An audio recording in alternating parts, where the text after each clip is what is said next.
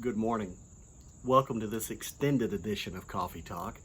I'm Mark Bradberry. Why don't you grab a cup and join me this morning?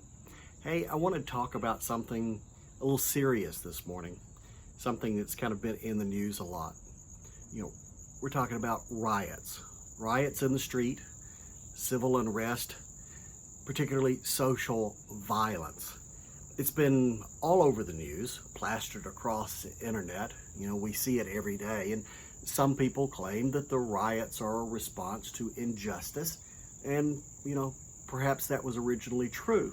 But we would be very wise to recognize the difference between the goals and methods of peaceful protest with those of riotous behavior.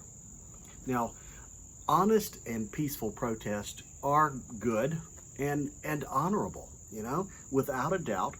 Unjustifiable actions by those in authority, which is part of the big problem that's being protested, including all of that unwarranted violence perpetrated by some in authority, are injustices that are by no means acceptable, and we should stand united against such occurrences. No question at all.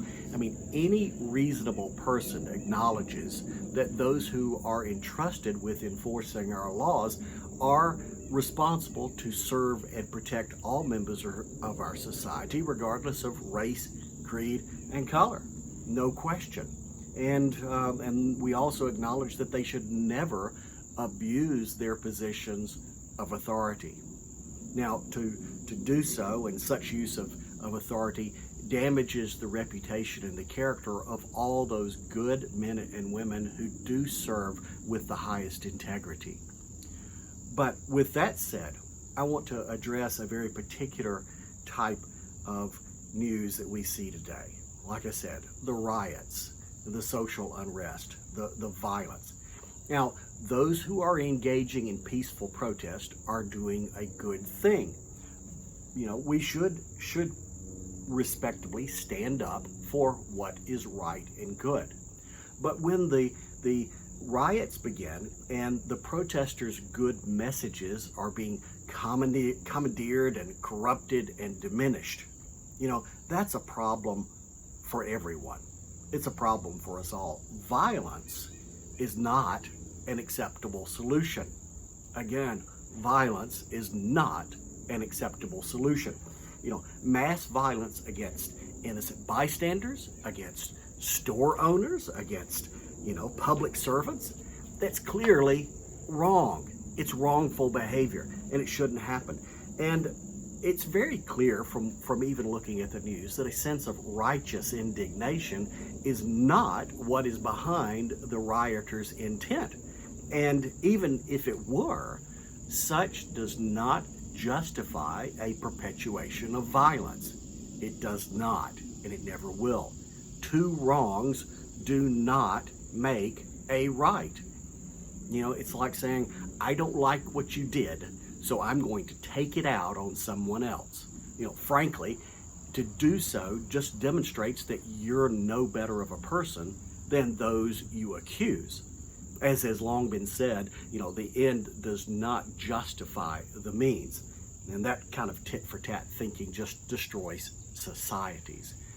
Jesus Christ taught, you have heard that it was said, love your neighbor and hate your enemy. But I tell you, Jesus said, love your enemies and pray for those who persecute you, that you may be children of your Father in heaven. If you claim to be a Christian or to follow Christian principles, then perhaps you should listen to the one who is the Christ, the Son of the living God. And by the way, he also said, do unto others what you would have them do unto you. Interestingly enough, now this kind of riotous behavior is nothing new in history. I think we're all aware of that. The scripture tells us of a particular incident involving the Apostle Paul when he and his traveling companions, some 2,000 years ago, were in Thessalonica, a Greek city on the Aegean Sea. And it says that Paul went to the Jewish synagogue to teach, to tell people about the Messiah, to tell people about Jesus himself, and he reasoned with them from the Jewish scriptures, explaining to them all there was to know about Jesus. And it says that some of the Jews and a lot of the Greeks were persuaded by what Paul had to say and, listened to this good news of life. And that's a wonderful outcome, right? Of course it is. And if that were the end of the story, it would be nice. We could fold our hands neatly and smile. But it's not the end of the story. There's more. The passage tells us that some other Jews, some who were not persuaded, were jealous. And it says that they went out and rounded up malcontents from the marketplace, bad characters, rabble-rousers. And these people had nothing whatsoever to do with the issues at hand. But they were brought in, and they formed a mob. And the scripture tells us that the mob rushed over to the house where Paul was staying, and they didn't find him there. So instead, they grabbed the homeowner and some of the homeowner's friends and dragged them out before the city council. And it says that the entire city was thrown into chaos. They lobbed half-truths against them and threw inflated accusations against the homeowner. All this because some people had listened to Paul's words of truth and had believed that Jesus was the Christ, the Son of the living God, who had died for their sins.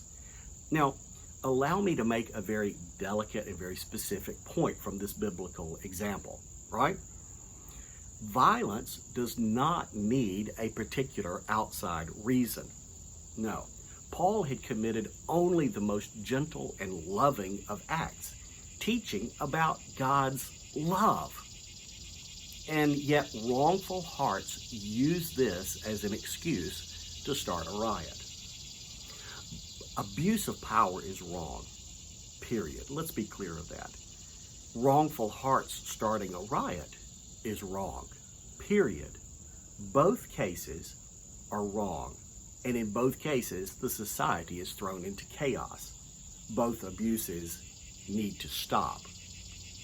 Now, violent rioting is not based on reason, but it's based on heated emotion often unrelated to the actual proximate cause, the immediate cause.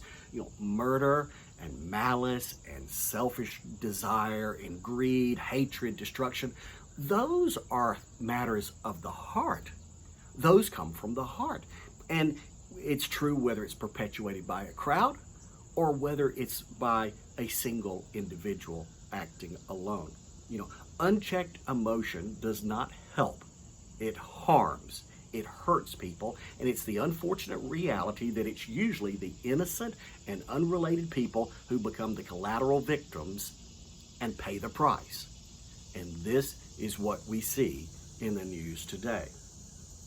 I call upon you, all of you, my fellow Americans, so to speak, stop the violence. Stop this. Stand up against injustice in all its forms, sure, but at the same time, stand up against perpetuating the sins of violence, which frankly just make things worse. And for crying out loud, demonstrate some integrity. Demonstrate some integrity and practice the loving, caring, and respectful behavior that you expect other people to follow. Look, to those who have been harmed of late, I pray for your comfort and peace. I pray for your healing, and I pray for justice to be served. I pray for healing in our land. And my friends, I pray that you set aside your differences and let us stand united. Let love rule in your heart. Now, allow me to close, as I always do, with this good well wish. Please, enjoy your coffee today, and perhaps enjoy it together.